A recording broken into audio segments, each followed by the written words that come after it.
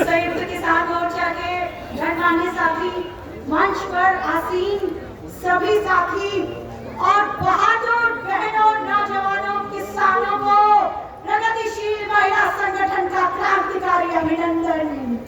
आप साथी, बहादुर साथी, आप साबित कर रहे हैं कि पंजाब और हरियाणा का नेतृत्व, पंजाब और हरियाणा के बहादुर साथी तन मन धन की कुर्बानी देकर के प्रधान सेवक माननीय नरेंद्र मोदी को चुनौती दे रहे हैं कि हम भी देखते हैं हमारे 50 से अधिक साथी शहीद हो गए हैं।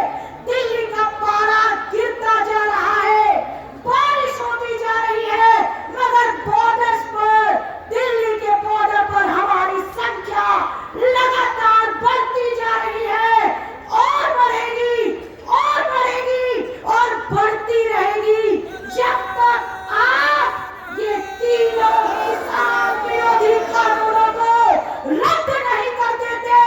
हम मरने से नहीं डरते, हम जुल्मों से नहीं डरते, हम लड़ेंगे क्योंकि हमारी परंपरा है। मेरे से पूर्व के वक्ता ने बिल्कुल ठीक शब्दों में बताया 1907 का पगड़ी संभाल जट्टा आंदोलन, जिस आंदोलन में 9 महीने के भयानक, क्रूर और दमदारी संघर्ष के बाद अंग्रेजों को मजबूर कर दिया था उन कानूनों को वापस लेने के लिए।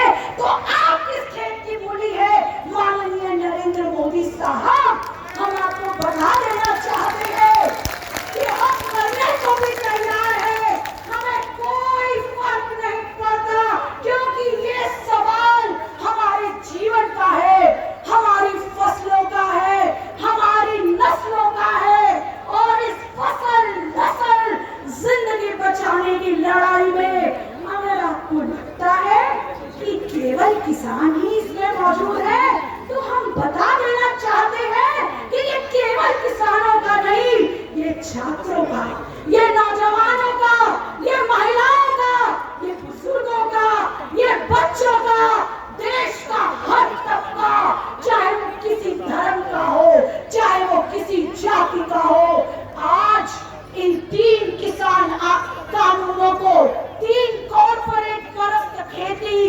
विरोधी कानूनों को निरस्त कराने के लिए लगातार आगे बढ़ रहा है। आप जैसे लड़ते हुए बहादुर किसानों के कंधे से कंधा मिलाकर आज दिल्ली के अंदर, देश के तमाम राज्यों के अंदर, डिस्ट्रिक्ट्स के अंदर, स्टेट कैपिटल्स के अंदर लोग इंतजार कर रहे हैं, जत्थेबंदियां इंतजार कर रही है, साधारण जनता इंतजार कर रही है कि अब संघर्ष की क्या कॉल है। जैसे ही आपके यहाँ से कॉल आती है, बावजूद इस बात के कि उत्तर प्रदेश में हमने देखा किस तरह से योगी साहब किसान नेताओं को इस बात के ऊपर ही जेल भेज देते हैं कि हम 3 किसान कानूनों को निरस्त कराने के लिए रैली कर रहे हैं, मगर जितना वो जेल में भेजते हैं उतने से कहीं अधिक, यदि 100 लोग आ रहे थे तो 1000 लोग आकर मजबूर कर देते हैं योगी सरकार को किसान नेताओं को रिहा करने के लिए। तो आप याद रखिए, हम आपके दमन को झेलते हुए हम अपने दृढ़ निश्चय पर कायम है, हम कुर्बानियों से नहीं डरते।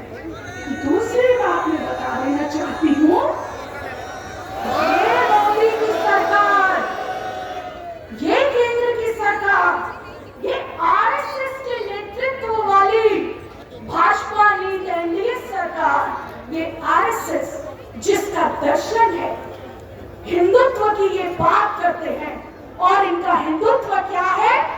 उच्च जातीय पितृसत्तात्मक अहंकारवाद जो केवल कॉर्पोरेट घरानों के लिए नतमस्तक रहता है, जो साम्राज्यवादी लूट के लिए देश को चारागाह की तरह पेश करता है।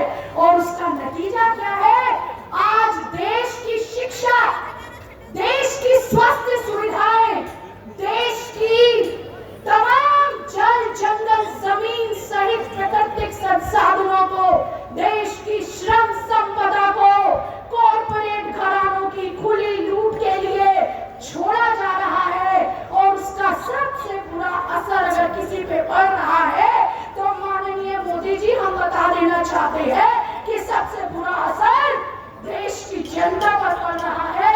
और यहाँ मैं विशेष कहना चाहूंगी कि आज क्योंकि ये स्टेज 1 घंटे तक महिलाओं के पास है, तो मैं विशेष रूप से बता देना चाहती हूँ कि आपकी जो ये किसान विरोधी कानून है, जो कॉर्पोरेट समर्थक आपके कानून है, उनका सबसे बुरा असर महिलाओं पर पड़ता है।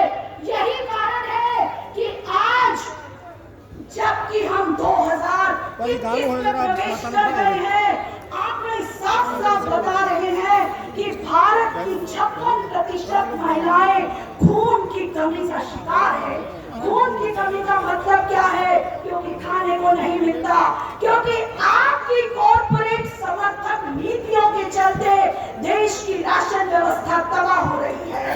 आज औरतें बीमारी के बावजूद उनके पास इलाज करवाने की पहुंच नहीं है, क्योंकि सरकारी अस्पतालों का पूरा इंफ्रास्ट्रक्चर आपने बर्बाद कर दिया है। और वो हमने देखा है कि कोरोना के नाम पर आपने पूरे देश के अंदर जो दुनिया का सबसे क्रूरतम लॉकडाउन किया था आपने, और उस लॉकडाउन का आपने कोरोना मैनेजमेंट तो क्या किया वो हमारे सामने आ रहा है।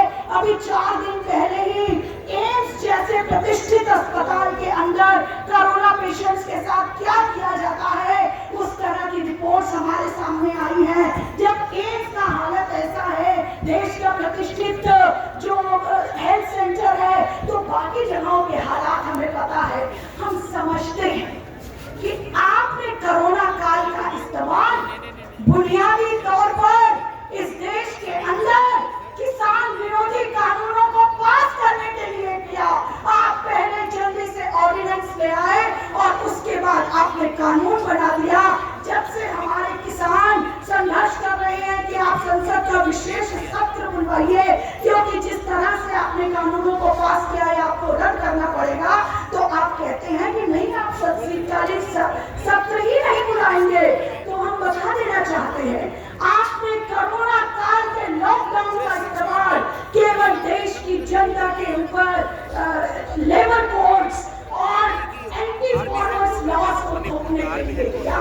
तो साथियों, ये बात दोहराते हुए कि माननीय प्रधान सेवक साहब, माननीय केंद्र सरकार के तमाम मंत्री महोदय, जो आप जिस तरह का झूठा प्रचार आपकी आईटी सेल ऑनलाइन और ऑफलाइन जिस तरह से दुष्प्रचार कर रही है, इस आंदोलन को, जो इनका रवैया है, ये आंदोलनों को केवल बदनाम ही करते रहते हैं। आप इस आंदोलन को कितना ही बदनाम करने की कोशिश करें, ये आंदोलन जनता का आंदोलन है, किसानों का आंदोलन है, औरतों का आंदोलन है। और ये केवल सिंधु बॉर्डर और दिल्ली के बॉर्डर पर नहीं, पूरे देश के अंदर ये आंदोलन चल रहा है।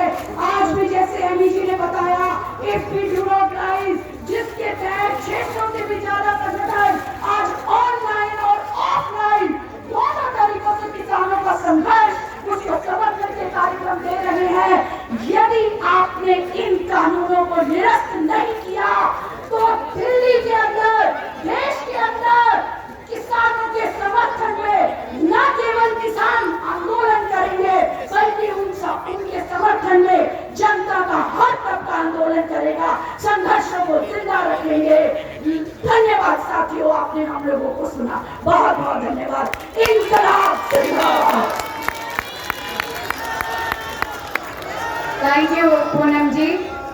अभी एक बात स्पष्ट हमारे सामने आ रही है, ये चीजें कि सरकार, श्रीमान नरेंद्र मोदी की सरकार और श्रीमान नरेंद्र मोदी खुद क्यों बाकी मंत्रियों को वार्ता करने के लिए भेज रही है किसानों के साथ? इस देश को चलाने वाले, देश की